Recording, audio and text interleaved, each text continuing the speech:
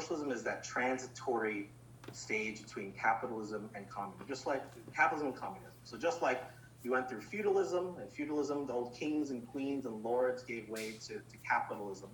Socialism is that next stage after capitalism is in that transition between capitalism and communism. You need socialism. Socialism is where the workers themselves control the means of production. What's the means of production? It's everything that we use in everyday life that's essential service or essential good. So you go to a factory, those that create granola bars or tires or cars, those are actually doing that work.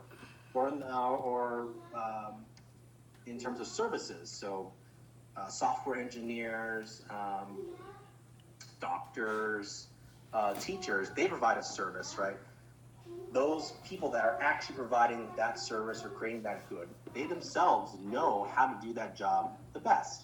Oftentimes their managers or those above them are a little more removed from that. And when we talk about wealth that's created, the value that's created in society, who creates all of those things? It's the workers, right? So if the workers don't go to work, if they don't turn on the lights, if they don't drive the trucks, if they don't deliver the food, like in Amazon, if they don't deliver the packages on Amazon Prime, if the plumber doesn't actually, fix pipes and the factory worker actually doesn't turn that wrench, nothing gets done, right? Yeah. Nothing is actually generated of value. So on the road to achieving kind of that fully classless society, which is still quite a ways away, you need the intermediary step of socialism, where the workers themselves control how much is produced, what is produced, and they will rationally provide for society, and they will rationally produce what is needed, and there isn't that excess stealing that happens, right? So a lot of what profits are in terms of capitalism is what socialists and communists would consider the unpaid wages of the workers, right? So a lot of the profits that companies make, they should actually, instead of going to one person or a few people, they should go to the actual workers that create that wealth to begin with, right? So once it's almost, think of it like a pyramid, right? So all of that money, all that value that's produced by the workers goes up to the top, comes up, right? So the boss and the boss's boss and the boss's boss's boss always makes more and more money, right? Yeah. And what we think of it is it should be inverted, right? That pyramid should be inverted, where the workers, that base, that create all of that, they should own all of that wealth, because they produce all of that wealth. They create all that value. They should determine when and where, who should get paid, and how things are produced. And that's a crucial first step, is having the workers control that means of production. That is what we talk about when we talk about socialism and taking power away from the capitalists. Yeah. Moving on to a bit of a different area, why do people associate Russia with communism? So they associate that with communism because in 1917, October 1917, was the Russian Revolution, the October Russian Revolution, and it's an important revolution. It, in my opinion, it was the greatest human event. It was the greatest event in human history. And why was it the greatest event in human history? It's because it was the first time the workers were able to take power and hold power. They were able to create the first worker state, a state that was governed by the interests of the working class. It eventually degenerated into what would be known as Stalinism, right? A bureaucracy that put themselves above the working class. But that doesn't change the legitimate gains that were achieved by the Russian Revolution that happened in October 1917, where the workers of Russia were able to overthrow a very brutal czar, basically a Russian king, a Russian emperor, and create a state based off of the working class. And that made a lot of people mad. It made the Americans, it made the United States mad, the Great Britain mad, a lot of countries that were capitalist, because this was a threat. And it still poses a threat to them, because the idea of that revolution was that it was a revolution that was going to start revolutions in other countries. Because it stemmed from the idea of workers of the world unite. We all have the same shared interests, and that was a very dangerous idea. It still is a dangerous idea to those that are opposed to that. But why should people be opposed to the idea of workers of all worlds, the peoples of all worlds, uniting under a shared purpose? But that's why it's associated with that, because it was the first state. It was the first state where the workers were able to take power and hold it successfully. And I think that's why a lot of people associate communism with Russia, because that was the first worker state that was able to come into being, come into existence. Yeah. After hearing good things about it, why would people still be opposed? I think a lot of it has to do with not knowing or being fed, information that's not true, unfortunately. I think, unfortunately, what we learn in school and in the media and classes are, not necessarily the full picture. And there's a reason why that is, because what we learn in U.S. schools and what we learn in the media, they are designed to promote the interests of U.S. capitalism, world capitalism. Is that, it's dog eat dog, right? You gotta make, greed is good, right? Gordon Gekko, Wall Street, right? All of those things we learn from movies, right? And just, gotta hustle and grind, gotta make it, the American dream, all of those things, right, come from a defense of capitalism, right? The defense that, rich people will just work really hard for their money, right? If you want to be rich or you don't want to be poor, you just got to work harder, right? You just got to work harder, and that's it. So everything that we learned in school and in the media and in our political system is designed to defend those inherent ideas. And in the process of defending those ideas, then you have to tarnish or slander anything that poses a threat to it. And what poses a threat to capitalism is, of course, socialism, communism, which is the exact opposite, saying, no, rich people are rich because they exploit poor people. They exploit the labor of poor people. How do they do that? Is, well, I pay you a small wage in order to survive, in order to have a house or a home or pay for care. And all the value you create for me in the job that you do, I will take all of that extra, that surplus value that you create for me. I'm going to take it to enrich myself.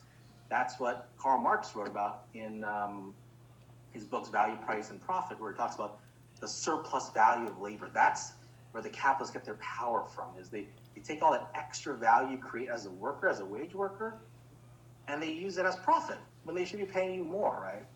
But they always say, you should be glad you have a job.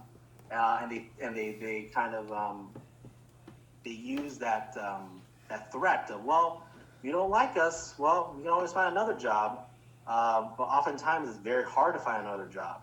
There's always a threat. If you don't have a job, well, you have the freedom to starve. You have the freedom to go hungry. You have the freedom to, quote unquote, freedom to not have a roof over your head or have health care. So it's a very negative form of freedom. It's a freedom that's very much like blackmail. If you don't do this, I'm not going to pay you. And if I don't pay you, you can't survive. So that's why it's told that it's bad. Because the alternative is an existential threat to the power of rich people to continue to exploit people in order to be rich. Yeah. I think this will be my last question, but if communism was implemented, what would be the most noticeable change? Well, I mean, it's hard to say. It's hard to guess. It's hard to guess how human society will evolve or human civilization will evolve. But I think one of the biggest changes that would happen immediately is it would be an immense. You would be free from a lot of the mundane pressures that we have in life now. So a lot of people are worried about just paying the bills. Sometimes having to decide, well, do I put food on the table or do I pay for my prescription medication? And sometimes that's a brutal choice to give someone, like, well, do you pay for food or do you pay for medication? And oftentimes in capitalism, that's the choice that many have to make. But capitalists will never say that's a problem with capitalism. That's always like, well, you just got to make hard choices. It's never a problem of the system itself when you have to make these heinous, unconscionable choices. So when we have the ability now in society to provide for everyone's basic human needs. We have the ability to provide everyone a roof over their heads. We have the ability to feed everyone. We have the ability to give everyone health care. We have the ability to educate everyone. Those are core human needs that we actually have as a society. We've developed the productive forces as a human civilization to provide for everyone in terms of not everyone going hungry, dying of thirst, providing a roof over their heads, giving them essential health care, and educating them. Basic literacy and other things. We can do those things. Why don't we do those things? Because it's not profitable to do those things for certain people. It's actually more profitable to hoard some of those things and then give those things out to the highest bidder. So if you want to live somewhere, well, it might be more profitable for me to be a landlord and extract as much money as possible, or to buy up places and then bid up the prices. Or it's more profitable, actually, now. It's a terrible thing that happens is it's more profitable to let people go hungry than to feed everyone. So oftentimes when grocery stores or restaurants, when they're done serving or providing those goods for the night, it's more profitable for them to throw away food or to pour bleach on food than just to give that food away. It's actually illegal in this country to give food to homeless people. Although there's plenty of food, we throw food away. But it's more profitable for people to keep that supply low. And it's more profitable to pour bleach on food and to imprison people to giving just food that we would throw away anyway, just to someone that's hungry or homeless. And I think the other thing that's important too is just you have the freedom to, when you don't have to sell your labor you don't have to sell your labor to survive. You can do so many more things. There are so many people that would like to be artists or musicians or painters or be writers, but they don't do it because they have to pay the bills. So they work for whatever job they need to pay the bills, right? And I think that's one of the unspoken tragedies of capitalism. What I talk about is that how many people have a novel they want to write, or they want to learn another language, or they want to paint and to sculpt, do all these things, but they don't do it because those are not sensible, quote unquote, sensible jobs. They have to get a job to pay the bills, and I don't blame those people. I'm in the same boat myself too. But if we don't have to sell our labor just to get the basic necessities of life, then we could have a tremendous expansion of art and literature and culture and music and movies. I mean, and TV and anything. We could do anything, right? It is creating a new basis for kind of human advancements, which is why I kind of like Star Trek, right? I'm a big Star Trek fan too. And Star Trek, you notice, Dr. Crusher on Next Generation never charges for her healthcare. She doesn't talk about healthcare co-pays or premiums. When they ask for food, they don't say, "Oh, okay, you got to pay $10.99 for that plate of pasta," right? It just happens, right? They just provide care to people, right? They just provide accommodations, and they don't ask. Those Starfleet officers don't get paid, right? They don't get paid a money, don't get paid a wage, and I think that's why Star Trek is it presents that positive future without calling itself social communist, but it really is, right? There are no those class divisions anymore, antagonisms, right? So it's actually a great show to watch to kind of at least begin to talk about how a better world is possible. But a better world has to be fought for. All the gains we've made in society has always been fought through class struggle. And that's what socialism is. It's class struggle to get to communism, where we don't have these class divisions, where we oppress people just because of people get rich off of it. Yeah, well, thank you for the time. Sure. Sorry, hopefully I answered our questions. Hopefully I wasn't too rambly. No, it was good. Now I probably have the longest project. No, well, hopefully your classmates aren't too bored, and hopefully you find it interesting. Hopefully your teacher enjoys it, or others who do enjoy it. So, but yeah, it was great talking. It's nice meeting you, Lennon, and nice to meet you finally for the first time, Emily. Yeah. Sorry, what was that? Let me know if you need any more help in anything or anything else. Is that enough information? You're pretty verbose. It's great. Oh, That can be a good and bad thing, but thanks. But it's okay, we're gonna stop recording.